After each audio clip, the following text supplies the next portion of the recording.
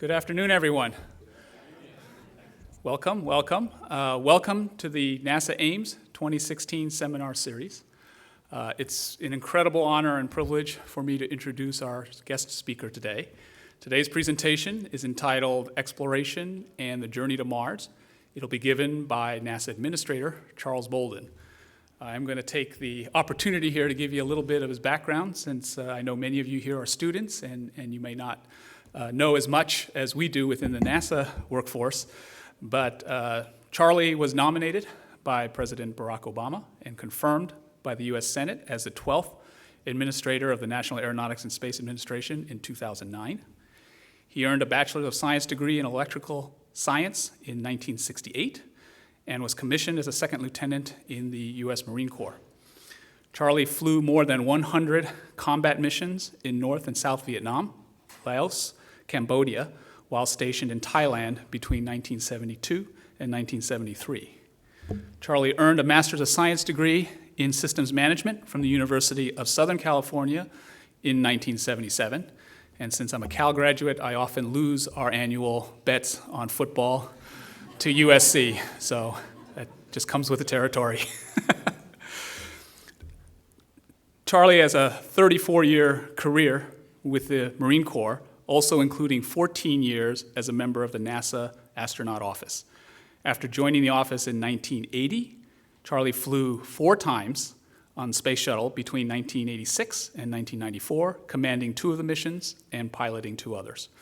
His flights included deployment of the Hubble Space Telescope and the first joint US-Russian shuttle mission, which featured a cosmonaut as a member of his crew.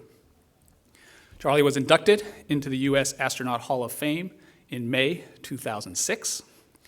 After his final shuttle flight in 1994, he left NASA and returned to active duty with the Marine Corps operating forces as the Deputy Commandant of Midshipmen at the U.S. Naval Academy and retired with the rank of Major General. So please join me in welcoming my friend, mentor, and most importantly, my boss, Administrator Charles Bolden.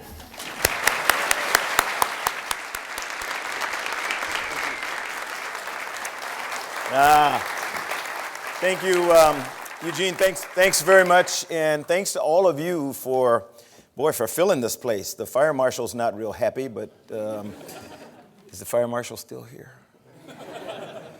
No, it's always good to come back out to Ames. This is a very special place with very special people. And since, as I look through the audience, I will tell most of you, since none of you were born when some of the stuff was going on about which Gene just talked, you've now had your history lesson for the week. You probably still don't know anything about Vietnam or where it is or what it is and all that stuff, but that's okay.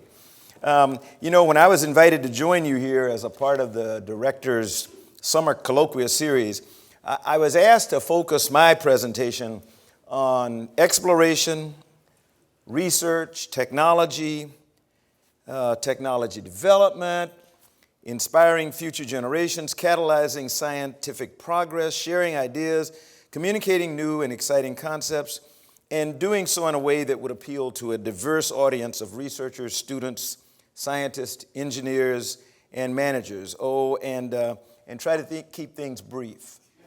So, sounds easy enough, but I tell you what I'm going to do. I'm really interested in hearing from you all more than anything else. So I thought I would just kind of summarize some of those topics for a few minutes, and then we'll go right into a Q&A. So I do have 2 rules, and they're the rules I use everywhere I go. Rule number 1 is you can ask questions anytime. I know there's a formal question and answer period afterwards, but if you're like me and you don't trust your brain, to hold the question until the speaker finishes, just raise your hand and I will try to answer the question. If you feel like it, you can come to this mic up here, but if you want to, I think they're trying to capture all this stuff, so you may want to do that. But if you can, hold it until we get to that part, but don't feel compelled to have to hold it. Second rule is there are no dumb questions. If you're thinking about it, I can guarantee you that there's at least one other person sitting in the audience who's thinking about the same question. And all of the people thinking about that question may not be sitting in the audience, because it may be one that I've been asking myself, and I won't have an answer for you. So I'm going to get Steve Smith, who is sitting out here, and he was my colleague in the astronaut office for a while before he came back home to the Bay Area, and now is working as the associate director for ISS. Yeah. So there are enough of us in the room who can try to answer your questions if you stump me. One of the things is, as I've traveled around the country and in fact around the world, I've been telling anyone who will listen that our NASA, and I emphasize the term our, since all of you, particularly the interns, you may not identify as being a part of NASA yet, but you are. You are already. By virtue of the fact that you're here at Ames and you're working as an intern, it's your NASA. And so what I would hope that whenever this period of time is done, that you finish your internship, whenever anybody asks you what you do or what you did, you'll stick your chest out proudly and say, I work for NASA, because that's really, really, really important. You are now official emissaries and ambassadors for everything we do. And I think Eugene will tell you, and his deputy Tom, all we want you to do is tell people about the experience you had here this summer. If it was lousy, tell one of them first, and then you can tell other people. But my guess is you will find that you had a pretty good time here this summer. And you are going to have an experience that many of your peers will probably never have. And so I would implore you to share it with them, because just in talking about the things that you did this summer, you'll serve to inspire some of them to want to do the same thing. I always emphasize the word our for the very reason that I just explained to you. But I say that our NASA is as strong as it's ever been. Back in Washington, where people can tend to be pretty cynical, frequently when I say NASA is as strong as it's ever been, they say, yeah, but what about the Apollo era? And I said, yeah. Or what about the height of Shuttle? And I say, yeah. And those were all phenomenal times. But I don't think the agency has been as strong as it is today for a variety of reasons. If you look at the portfolio today, NASA was established way back in 1958 when we found out that there were other countries in the world that were interested in putting things in space, specifically Sputnik. Sputnik went overhead and everybody panicked. And the president and the Congress decided that we needed to do something. And so they founded NASA with the National Space Act of 1958. And it was founded to replace an organization that was called the NACA, the National Advisory Committee on Aeronautics, which happened to come into being a little bit more than 100 years ago, when shortly after the Wright brothers invented the airplane, and the Wright brothers could not convince anybody in the U.S., particularly the Army Air Corps, that they should invest in this new thing called airplanes. And while the Wright brothers were failing and we weren't doing anything, the Europeans took the Wright brothers airplane and ran with it. And so aviation and aeronautics began to develop in Europe, and I mean, it bolted off. And the next thing you know, we looked up and we were way behind. And again, the president and the Congress said, wow, we need to do something to catch up. And so they established then the National Advisory Committee on Aeronautics to help us get caught up. And it was through NACA, acting as an expert advisory committee, if you will, for the nation, but mainly for companies that would become aircraft manufacturers, answering critical questions that the companies just didn't have the wherewithal to answer for themselves or didn't have facilities to answer. So they would typically be asked to answer a probing question. And so they did that until NASA was established. And then what happened was, over time, we gradually began to forget about our heritage. Our heritage is aeronautics. That is the strength of NASA. Everybody gets excited about human spaceflight because that's exciting stuff. But it is not the area that leads the world or causes the nation. It's not what brings about the largest balance of trade item for this country. The largest balance of trade item is airplanes and aircraft systems and the like, and we dwarf everybody else in the world in doing that. And so NASA still is called upon to play a critical role in the development of new aeronautical systems, and thus you'll see that recently we were fortunate enough to get President Obama to support us in asking for increased funding for aeronautics so that we could work our way back to building X-planes again, experimental airplanes. And then the work that we do in science is just, I call it off the page. We have now visited every single planet in what we call the classical solar system. We have now found thousands of other planets with an instrument out of here that's called Kepler. Now we call it Kepler-2 because it died and we rebirthed it, if you will. The smart people here at Ames, along with other scientists and engineers around the agency, found a way to take a crippled instrument and make it work. And so since it's been repurposed, we've discovered thousands more planets orbiting other suns in other solar systems and other galaxies. And it now has just opened up our eyes to things that we didn't even know existed before. And all this has happened in your lifetime. You know, the reason I talk about NASA, though, and how good it is because of all of you. Some of you will choose to come back here and work with us. Some of you will go off and do other things, but you'll still have NASA in your blood. And the lessons that you learn this summer, I think, will stay with you hopefully forever. And you'll use those lessons as you go off to be productive in other places. You know, it's the employees, and I count you as employees. It's all of you here at Ames, and it's our colleagues at other NASA centers and facilities around the country and actually throughout the world, because we have NASA personnel in many nations around the world that are doing our work. For example, we've got a whole team of people, about 30 people in Moscow, day in and day out, who work in the Mission Control Center there. They're called the Houston Support Team. And they have a similar team that comes from Moscow to Houston, and they're the Moscow Support Team. And together they collaborate and run the International Space Station day in and day out. It's because of the work of our NASA employees, contractors, and partners in classrooms, boardrooms, laboratories, and even garages across the country. That's why I say NASA is better today than it's ever been before. Andrew Carnegie once said, and I quote, "Take away my people, but leave my factories, and soon grass will grow on the factory floors. But take away my factories and leave my people, and soon we'll have a new and better factory." It's you. It's not machines. It's you. And it's the stuff that you do. And what is so exciting about standing up here and looking out at all of you and all these young faces is it says our future is incredibly bright. You know, it's I just came back from Israel and Jordan and the UAE, and where we signed 2 agreements with the UAE Space Agency. It's been in existence 2 years. The average age in the UAE Space Agency is 28.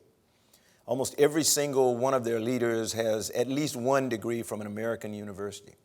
And one of the agreements we signed with them is to work on an orbiter that they want to build and launch in 2020 to get to Mars in 2021 to celebrate the 50th anniversary of the founding of the UAE.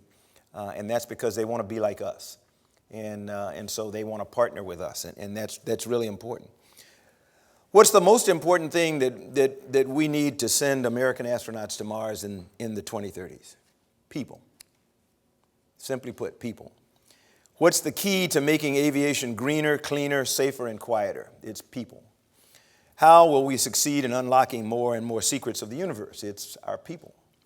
Our people are the keys from entry systems to wind tunnels, supercomputing to lunar science, next-gen airborne science, low-cost missions, biology, astrobiology for the young lady back there from Barcelona. It's people. Exponents, autonomy, robotics, human systems integration, and human capital.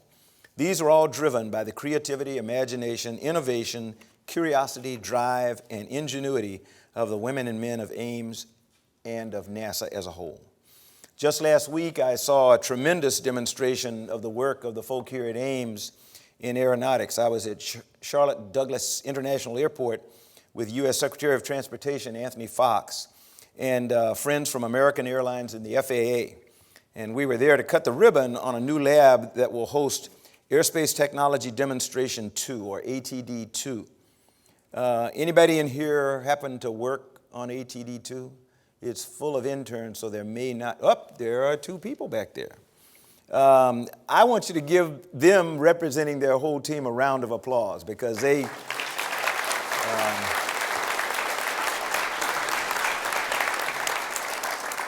now you don't have a clue, probably, what ATD-2 does. So let me try very succinctly and quickly to give you an idea of why it's important. How many of you traveled here on an airplane and sat on the ramp after they backed away and just sat there and sat there and sat there for sometimes hours before you take off?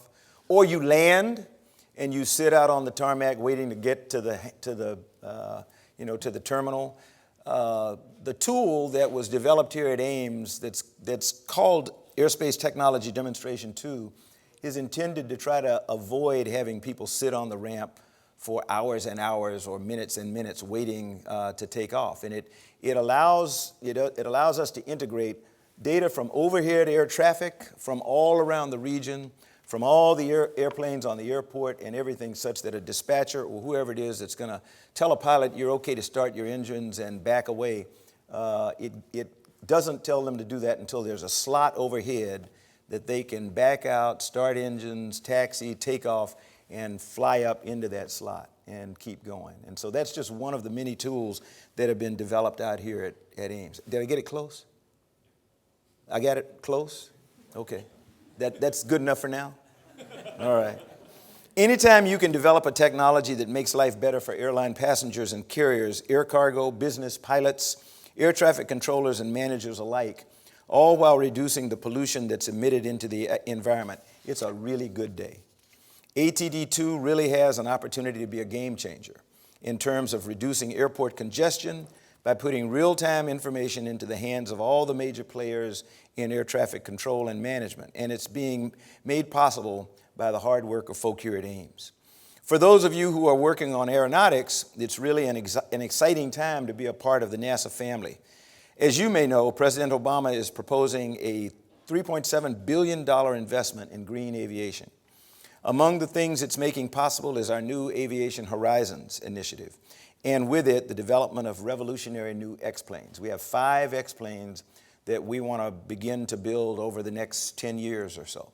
One of them is already underway. The Air Force gave it a designation, the X-57, and we call it Maxwell.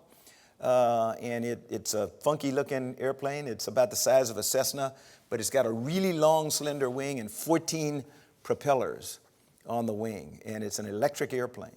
So it's a hybrid electric airplane that we're looking at to sort of revolutionize the way that we do air travel. It'll fly 175 knots. Now, for some of you who fly your jets around, now and then, that may not sound fast, but if you're getting into the air traffic flow and you're going where you want to go, that's pretty good speed. So, and the fact that it's no pollution, no noise, other kinds of things makes it really great. So we're excited about that. Sometimes as an organization, I think it's healthy to just take a step back and think of what all this means in terms of the impact it will have on our own families and our neighbors. So let me invite you all to close your eyes. Just bear with me. Play along, all right? Just close your eyes for a moment and imagine with me. Got to close your eyes. It's like when mom looks around and close your eyes. Okay, don't cheat over here. All right, now imagine being able to travel to most cities in the world in 6 hours or less. Imagine the aircraft you'll take there flies faster than the speed of sound, and it does so over land, which it cannot do today, with hardly a hint of a sonic boom. Imagine what it will mean to our environment if our children and grandchildren travel on planes that consume half as much fuel, that emit only about a quarter of what aircraft emit today, that make use of green energy sources.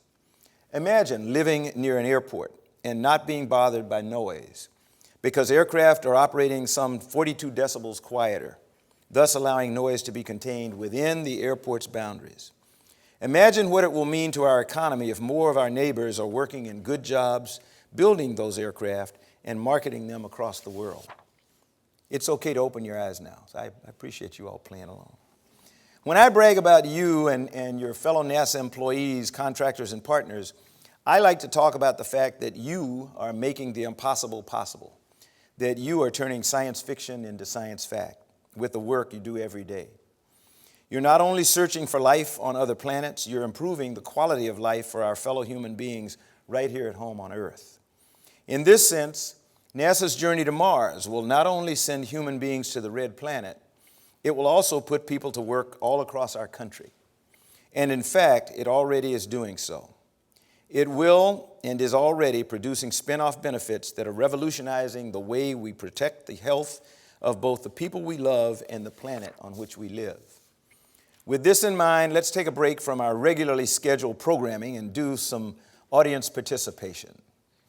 We're going to play a little game, and some few of you have probably played this game with me before if you've seen me speak other places. It's called Mars Matters. So even though we here recognize why Mars matters, hopefully most of you do, it's important every now and then to remind ourselves so that we'll be more effective in reminding our friends and neighbors. So what I want you to do is I want you to repeat after me. When I point to the audience, I just want you all to yell out, Mars matters. Okay, got it? Try it one time. Mars matters. All right, you're good.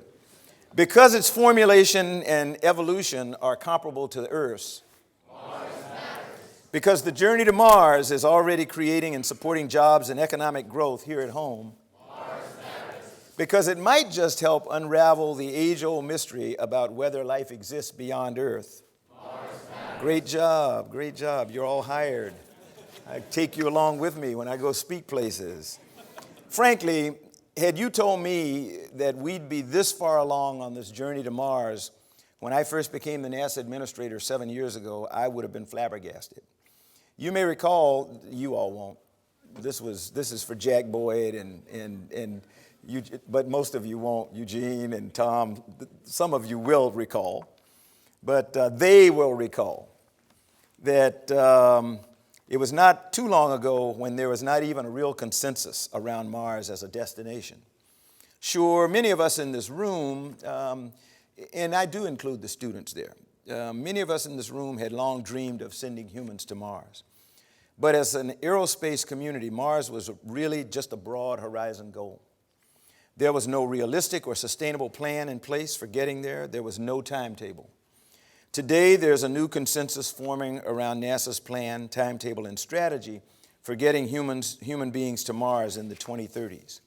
Our plan is available online at www.nasa.gov/journey to Mars for anyone and everyone to read. It's clear, it's affordable, it's sustainable, and it's attainable. And it's dependent on the hard work of Team Ames. Today, we're closer to sending human beings to Mars than ever before for anyone, anywhere, at any time.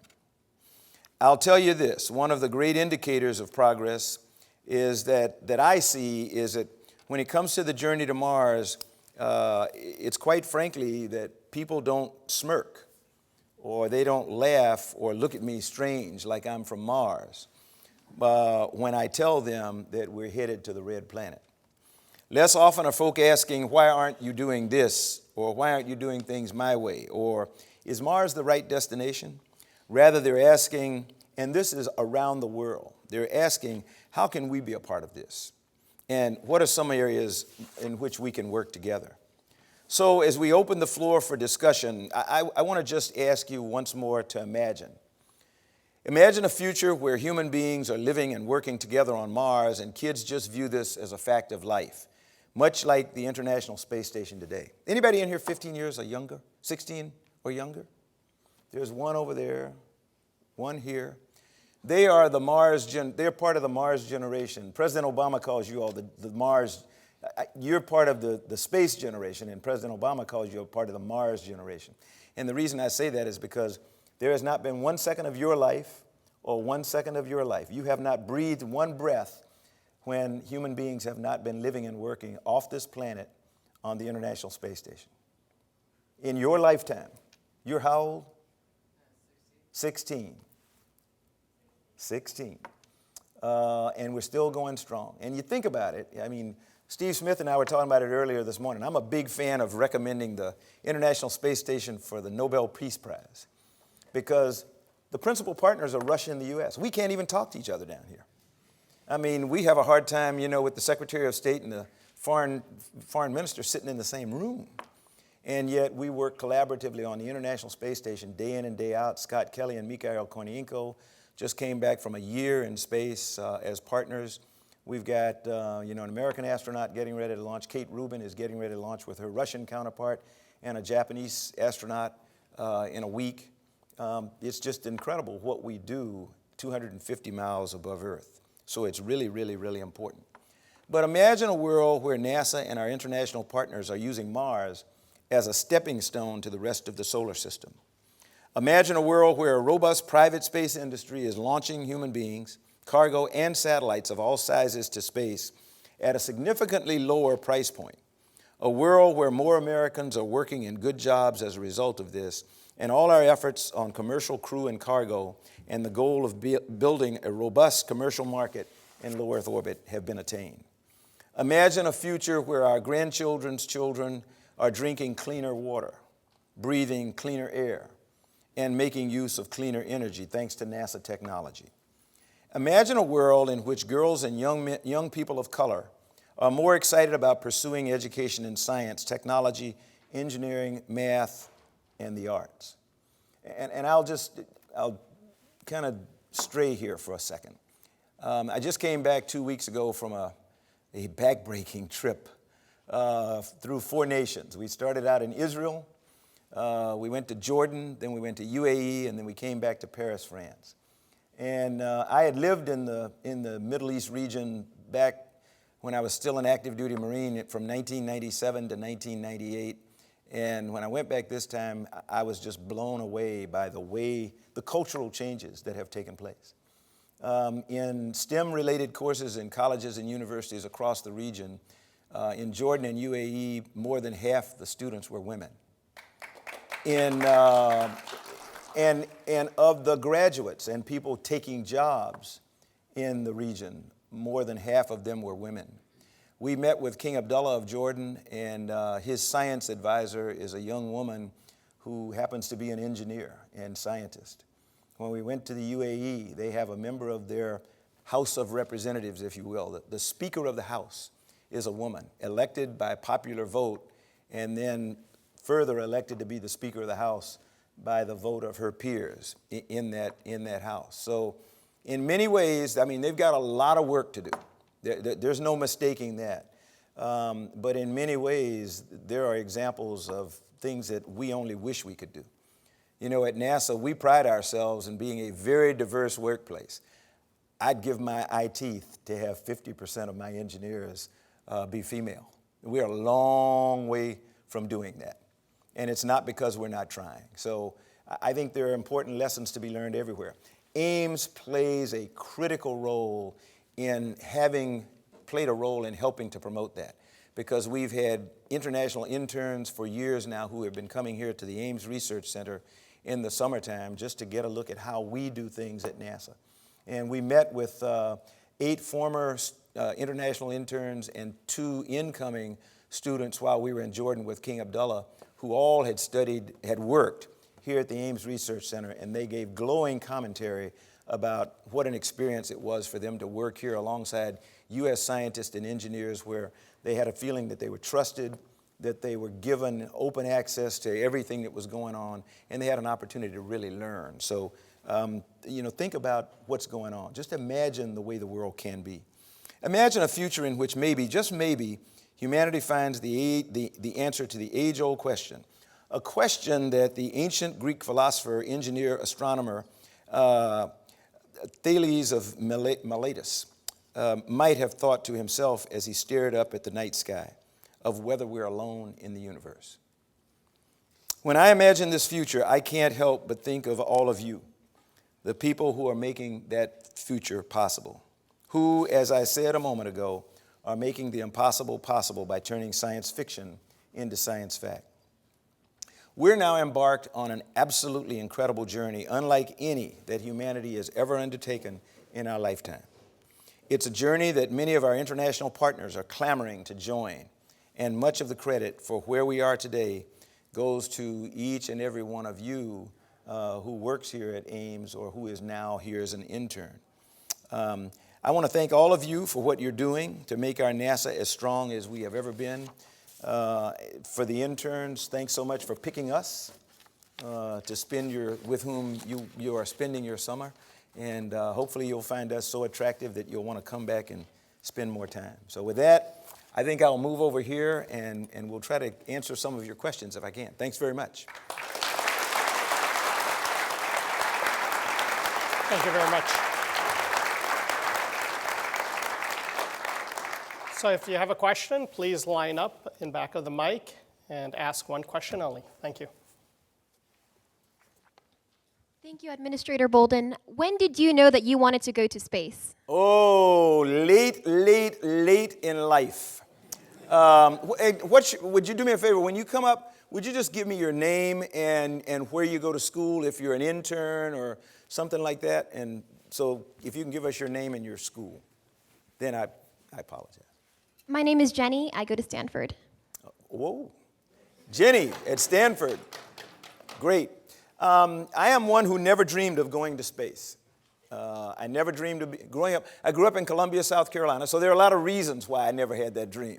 I grew up in the segregated South, and so for me, becoming an astronaut or going to fly an airplane or something else, that was just inconceivable. You know, my mom and dad were teachers, and they had told me and my brother all our lives that we could do anything we wanted to do as long as we were willing to study really hard and work hard. And I believe that to a certain extent. But the thought of being an astronaut, that didn't compute. What happened was the place that I did want to go was the United States Naval Academy. And I ended up, after a lot of difficulty and struggle, I ended up getting an appointment to the Naval Academy. And I went there and graduated in 1968. But my first year there, I met a young man who was a major in the United States Marine Corps. So here I was being influenced by a guy in the Marine Corps. And the only two things I knew when I left C.A. Johnson High School in Columbia, South Carolina was never, ever would I be a Marine. They were absolutely crazy. And under no circumstances would I fly airplanes because that was inherently dangerous. So those were the only two things I knew coming out of high school.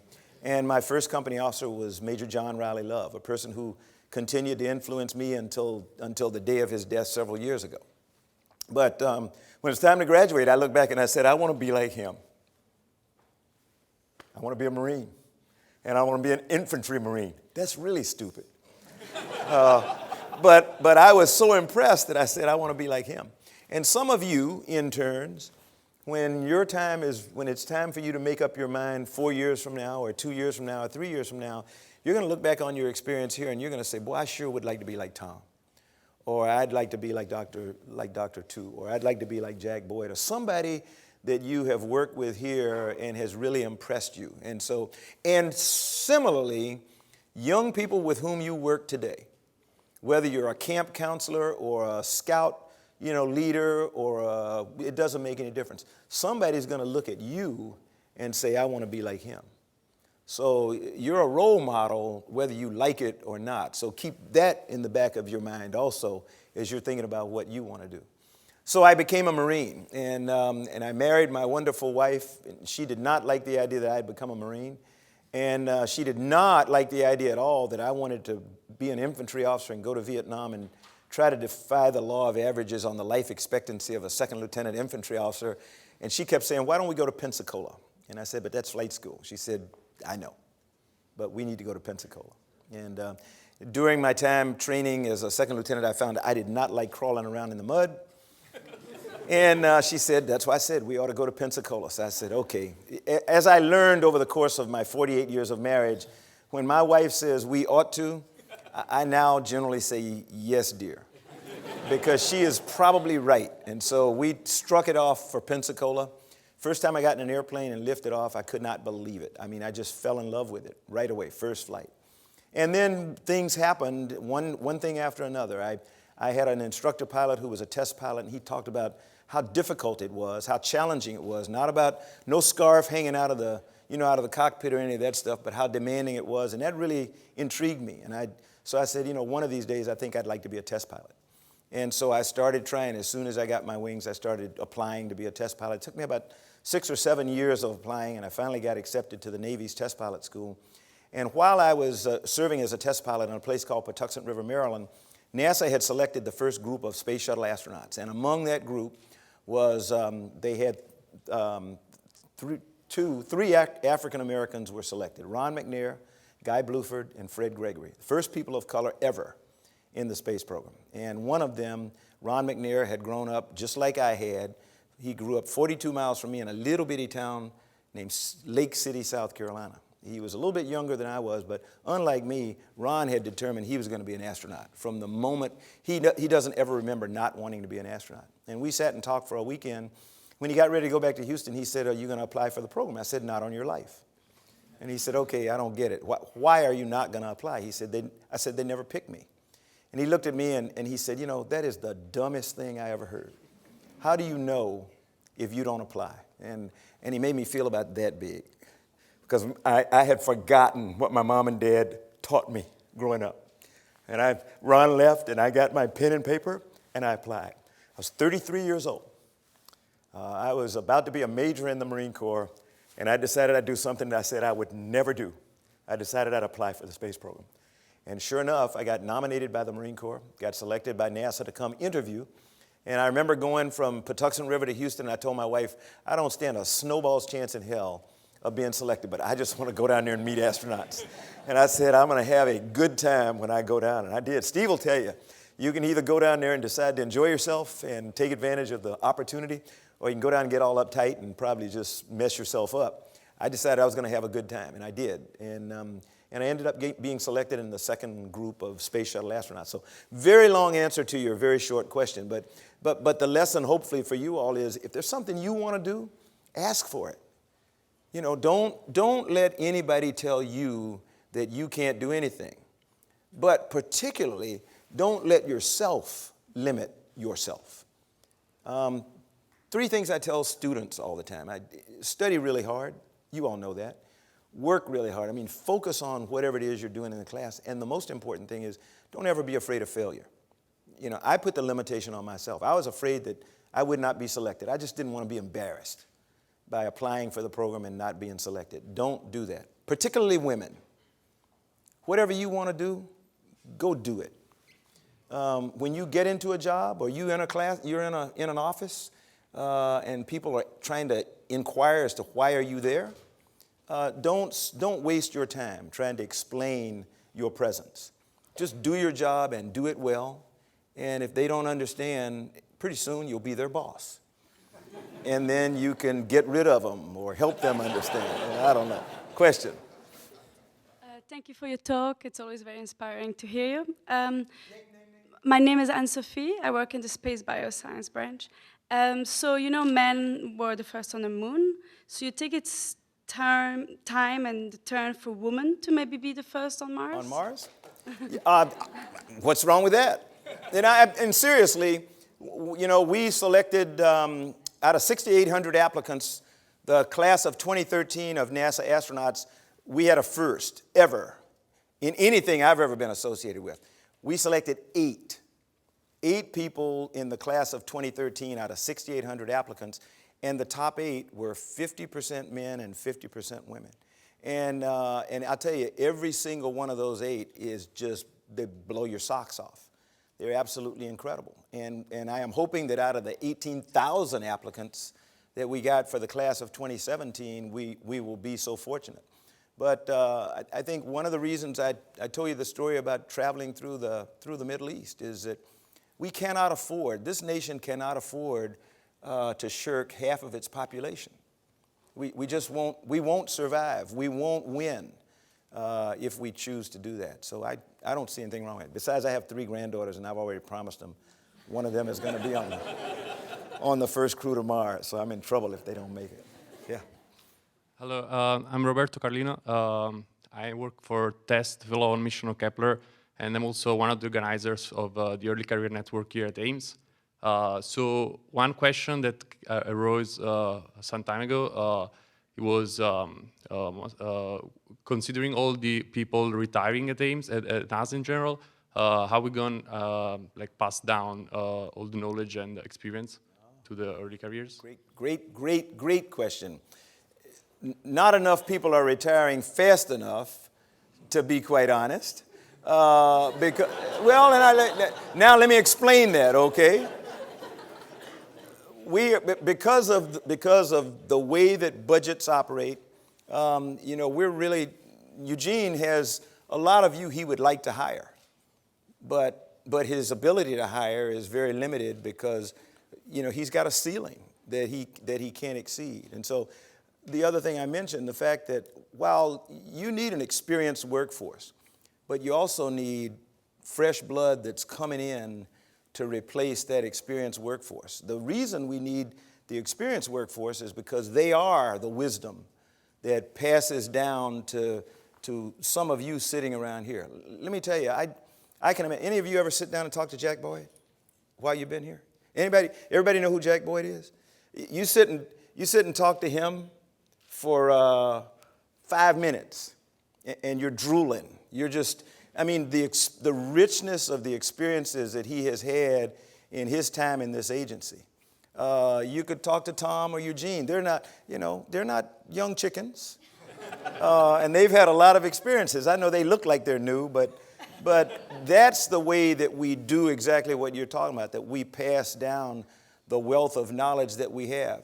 One of the things that we're trying to do is trying to do what we call knowledge capture. Usually when we have an accident in NASA, it's because we forgot something. We forgot a lesson we learned years ago. And so we repeat it.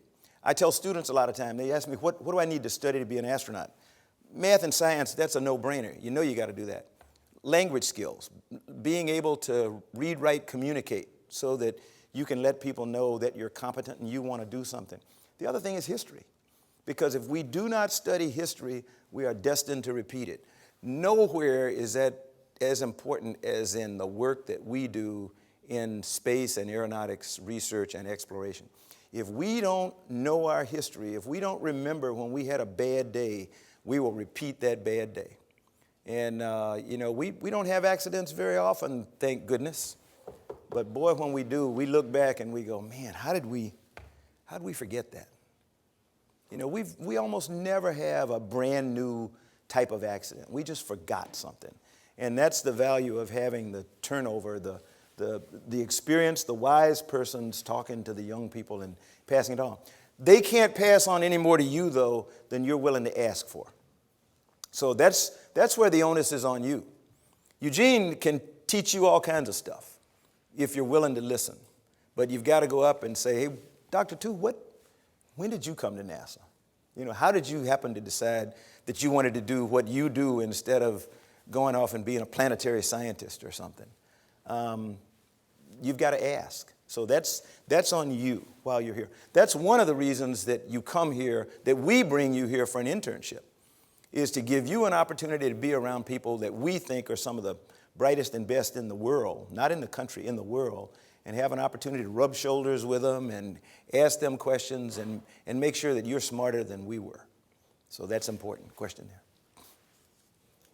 there. My name is Matthew. I'm from the University of Utah, and I'm in the aeromechanics branch. I guess you sort of already answered this, but what do you look for in astronaut candidates? And what can I do to make my resume a little better? And I'm, considering joining the military and stuff, and for other reasons. But Steve actually probably has a lot better idea than I do because he left the office much later than I did. You want to try it? What are we looking for today? Yeah, I've had several people ask me this summer already the same question. And what I usually tell them is to pursue something you love. If it happens to help you in your journey to become an astronaut, that's great. But there's a lot of obstacles to becoming an astronaut, so you really want to enjoy what you're pursuing. So that's kind of the number one rule. Be diverse, do different things, try different things. Don't be afraid to fail, as General Bolden said. But the most important thing is to enjoy what you're doing. So if you have multiple choices among what you want to pursue, you're tempted to choose the one you think that improves your chances the best. Don't take that one. Take the one that you really love. So. Kind of echoing what Steve said, I am frequently accused of being too passionate. I cry a lot. But I have loved life.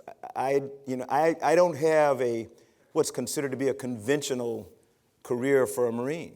And it's just because I did things that I wanted to do and I thought I would enjoy.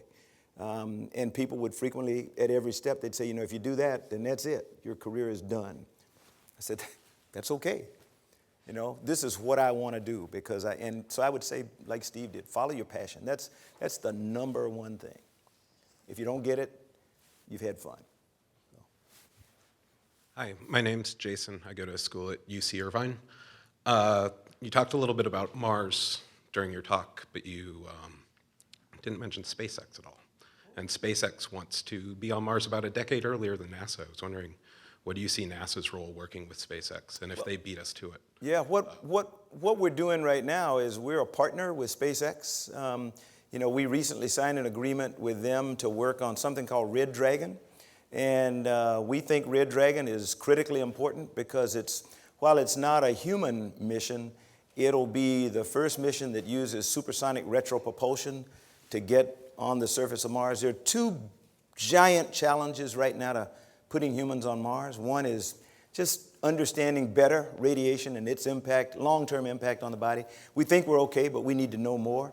The second big challenge is what we call intradecent landing. How do you get 20 metric tons on the surface of Mars? Curiosity weighed a ton.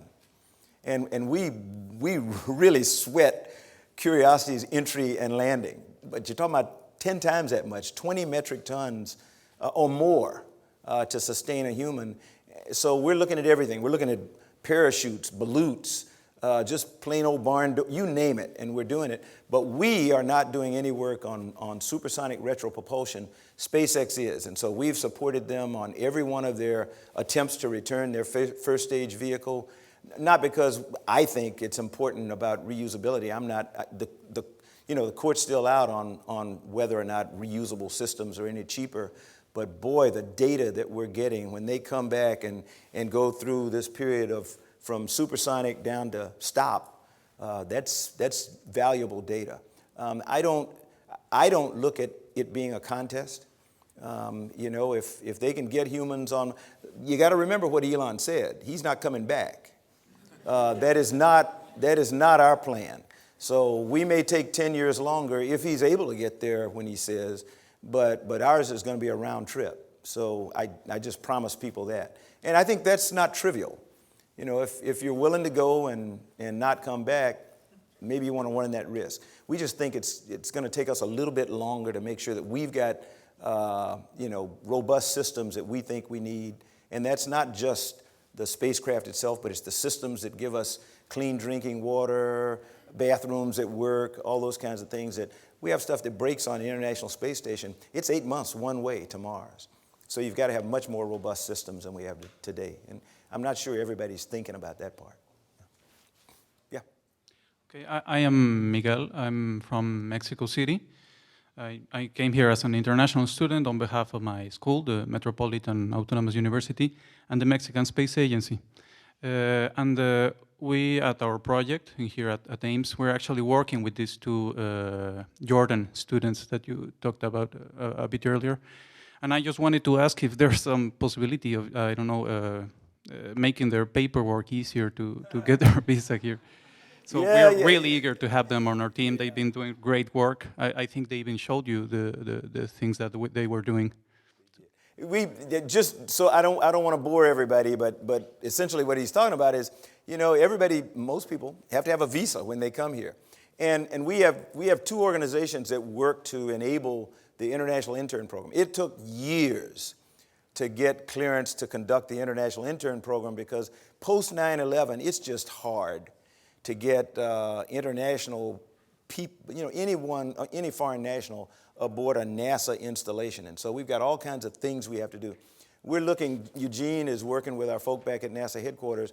We've actually got the Office of International Relations, the Office of International Interagency Relations, and then the Education Office. And so the two of them put together the International Intern Program, and we're looking at a more effective way to handle the paperwork part, the visas, so that when they get here, the Office of Education can just, boom, work with Ames or Johnson or whatever center they happen to be on and get them right to work. So that, we just hadn't, I guess we hadn't thought about it. We're working on it.